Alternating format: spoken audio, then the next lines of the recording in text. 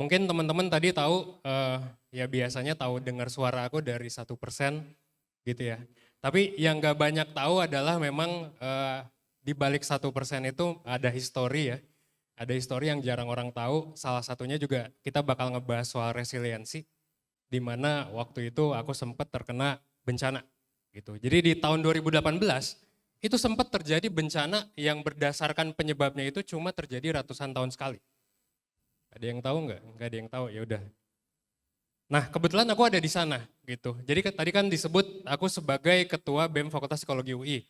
Sebenarnya tadi koreksi tahun 2018 ya. Nah di tahun 2018 di akhir bulan Desember itu kebetulan kejadian tsunami di Anyer. Dan itu tsunami yang paling unik mungkin di seluruh dunia gitu ya. Karena tsunami-nya terjadi bukan karena gempa, tapi karena ada lahar, terus gara-gara lahar gunungnya itu jadi longsor. Jadi tsunami terjadi karena longsor. Ibaratnya kayak ngelempar batu ke sungai, terus terjadilah tsunami. Dan ya itulah, itu sebenarnya yang di ini nih, yang gambar itu villa kita gitu. Nah ini gambarannya ya, gambarannya adalah kayak gini. Jadi kita itu lagi ngumpul di, sorry jelek ya gambarnya karena nggak ada dokumentasi. Waktu itu kita sebem ada sekitar 59 orang itu ngumpul di depan pantai gitu. Akhirnya ya ada tsunami. Alhamdulillahnya kita semua selamat sih gitu. Nah tapi bisa kelihatan ya bahwa kita berenang-renang di of course ya banyak beling gitu kan, banyak kaca, dan itu di paling kanan juga bisa kelihatan gambar, ada gambar aku juga sih lagi tidur gitu. Dan ini yang mungkin jarang orang-orang tahu bahwa ya aku sendiri pernah kena tsunami. Dan sekarang tsunami-nya kan mungkin yang paling terkenal itu Seventeen ya, yang semua hampir semua krunya itu meninggal. Sampai sekarang ada filmnya juga di bioskop. Nah aku mau cerita dikit sebenarnya dari kejadian itu tentang resiliensi, gitu kan, tema besar kita hari ini. Nah setahun sebelum kena tsunami ini for your information gitu ya, BEM periode kami sebenarnya cukup banyak menginisiasi dan mengeksekusi program terkait dengan kesehatan mental. Jadi sebelum 1% yang aku bilang tadi, kita pertama menginisiasi gerakan UI Sehat Mental, mungkin buat teman-teman yang mahasiswa udah tahu sekarang gitu ya, karena udah cukup besar juga. Kita juga udah menginisiasi layanan peer counseling, yang sekarang juga sebenarnya yang memang aku praktekin juga. Terus kita juga belajar dan menginisiasikan yang namanya psychological first aid, gitu kan. Nah, menariknya adalah gitu, aku dulu kan ketua BEM gitu ya, menginisiasi berbagai macam gerakan gitu. Tapi ironisnya aku memang nggak pernah nyoba layanan konseling. Itu menarik banget sih ya. Nggak kebayang gitu ya teman-teman sekolah di kedokteran gigi atau di mana gitu, tapi nggak pernah scaling misalnya gitu. Kan konyol gitu kan. Padahal ketua BEM bikin banyak program.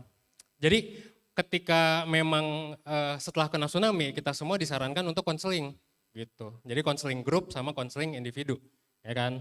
Termasuk aku juga gitu. Karena kata dekan lu wajib konseling, nggak boleh gitu nggak konseling. Nah ada menariknya adalah ketika mau konseling pertama kali kan gitu. Ketua BEM dan lain sebagainya gitu.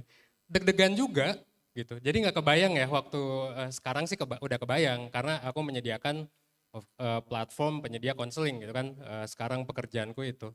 Tapi ketika ngedenger orang lain habis konseling gitu kan, ketika ngedenger pengalamannya ada yang nangis, ada yang apa gitu kan, ada yang ikut terapi lanjutan sampai berbulan-bulan gitu kan, sikap dan perilakunya ada yang berubah drastis juga sejak tsunami itu gitu. Jadi yang awalnya ada yang nggak pakai kerudung jadi pakai kerudung, ada yang awalnya sering pakai apa jadi nggak pakai gitu. Itu banyak banget yang berubah sejujurnya karena serem banget ketika kejadian itu berjalan. Sekarang sih bisa senyum-senyum gitu kan. Kalau dulu sih enggak gitu. Dan ada juga yang katanya ngalamin stres berat. Sedikit informasi gitu ya. Jadi buat teman-teman yang nggak tahu tentang trauma, trauma itu sebenarnya nggak langsung terjadi teman-teman.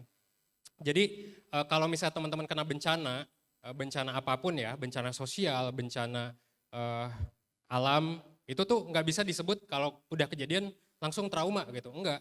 Kalau di psikologi itu ada yang namanya ASD, Acute Stress Disorder. Nah itu tuh namanya stres berat, stres akut gitu. Jadi nggak bisa dibilang trauma. Dibilang trauma itu, atau yang kita kenal sebagai PTSD, harusnya udah pada tahu ya, PTSD, itu tuh setelah lama, kalau udah lama terus keinget lagi, terus panik lagi, nah itu PTSD. Biasanya sering kejadian di penyintas kekerasan seksual dan lain sebagainya gitu ya. Jadi gitu, nah ada juga yang dibilang katanya stres berat gitu. Aku sih biasa aja, gue sih biasa aja ngapain gue konseling gitu kan, waktu itu mikirnya gitu.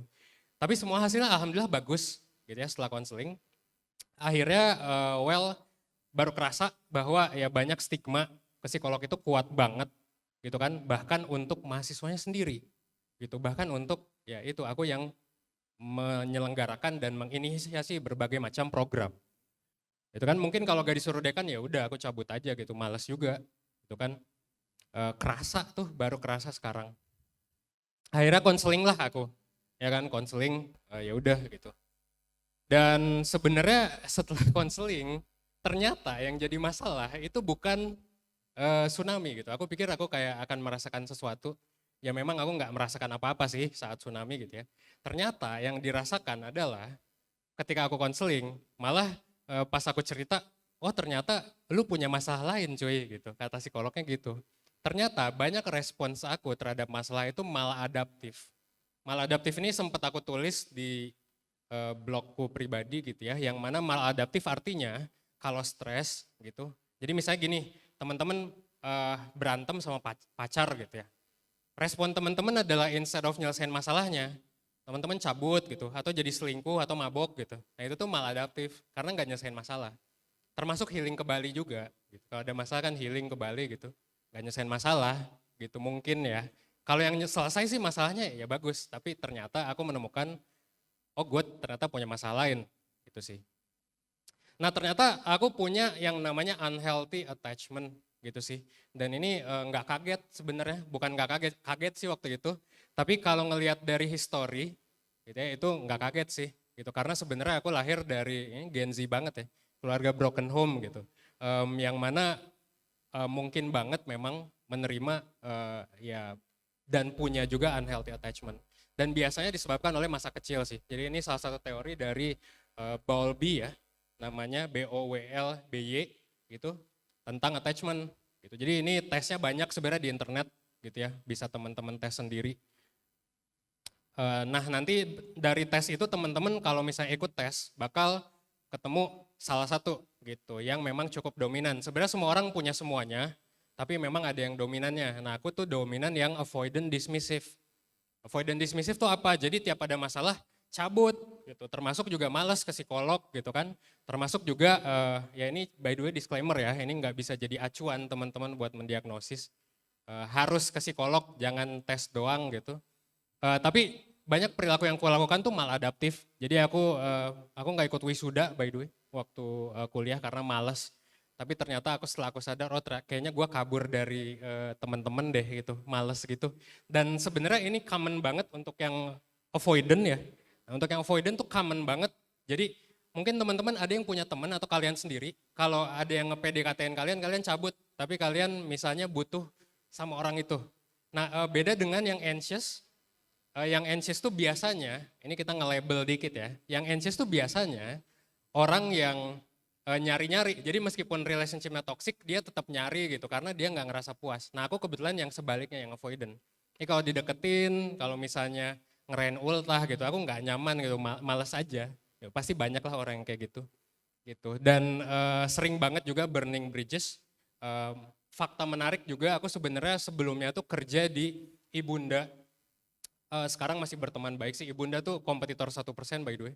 Dulu aku kerja di Ibunda terus baru sebulan resign gitu.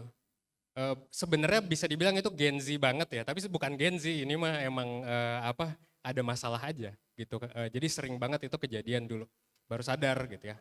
Nah, bisa jadi karena banyak faktor, tapi yang tadi aku bilang dulu tuh orang tua aku sering berantem, aku sekarang punya 4 orang tua gitu dan seringkali juga aku cuek sih gitu dari dulu dan sepertinya memang itu yang jadi traits avoidant, sifat cuek aku tuh ya avoidant itu dan akhirnya jadi ke segala macam hal, organisasi, pekerjaan, gampang resign gitu kan, malas ke psikolog, malas berkomitmen, itu jadinya ngaruh ke sana.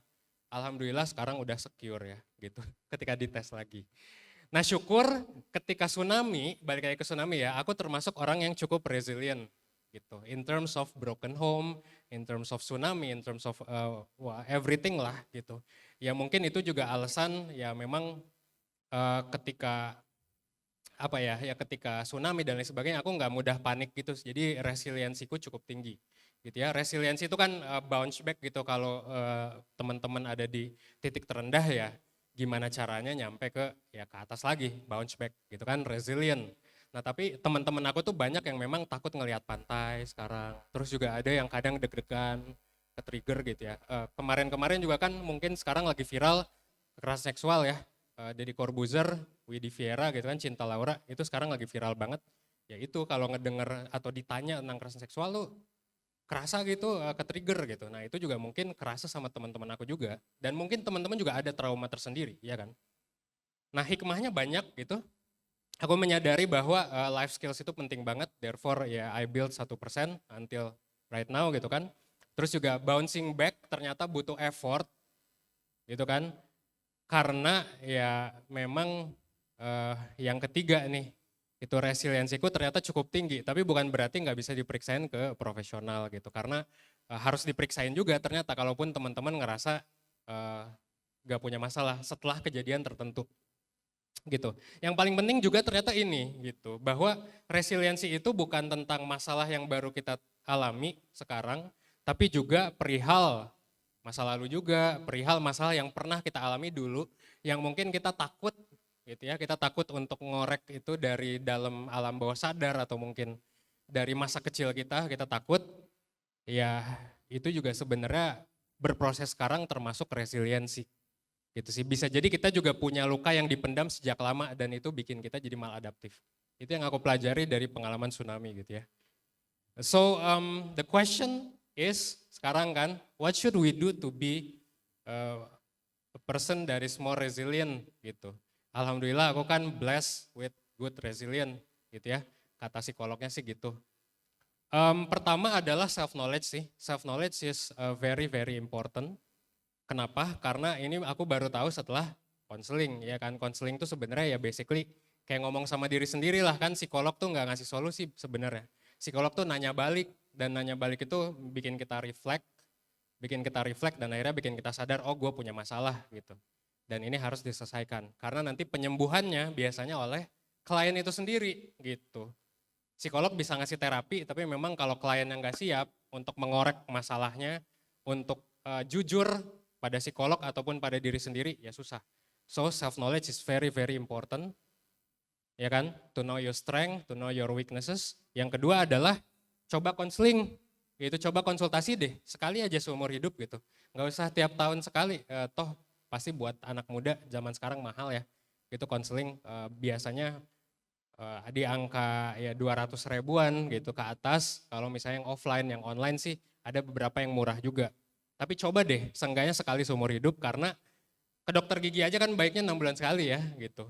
Meskipun ada juga yang mungkin di sini nggak pernah ke dokter gigi, tapi konsultasi psikologi, apalagi yang bisa bikin kita nggak produktif, bisa bikin gawe kita nggak maksimal gitu, kenapa nggak kita coba periksain, siapa tahu memang ada masalah. Nah, yang ketiga juga belajar mindfulness dan coping stress gitu. Nah ini juga akhirnya aku teliti gitu ya setelah aku mengalami tsunami, ternyata orang yang ketika tsunami itu atau bencana apapun cenderung nggak panik, cenderung mindful, gitu ya, cenderung memang bisa melakukan sesuatu karena ada teman-teman aku yang setelah kena tsunami nangis parah gitu, harus diangkat gitu ya, harus diangkat untuk pergi evakuasi dan lain sebagainya gitu. Itu tuh katanya kalau kata psikolog sih ketika aku konseling grup dan aku ikut seminar juga waktu itu karena kurang mindful dan kurang punya stress coping yang baik, jadi ketika dilanda tsunami itu kan parah banget ya, itu jadi nggak bisa ngapa-ngapain gitu. Itu sebenarnya termasuk yang disorganized tadi, attachment style-nya yang kanan bawah gitu, yang udah avoidant tapi aku lupa tadi avoidant apa ya, ya udahlah. Tapi intinya yang kanan bawah tadi ya, teman-teman, itu tuh katanya orang yang memang biasanya disorganized gitu. Dan itu adalah tipe-tipe orang yang gak punya coping stress. Jadi alias bingung.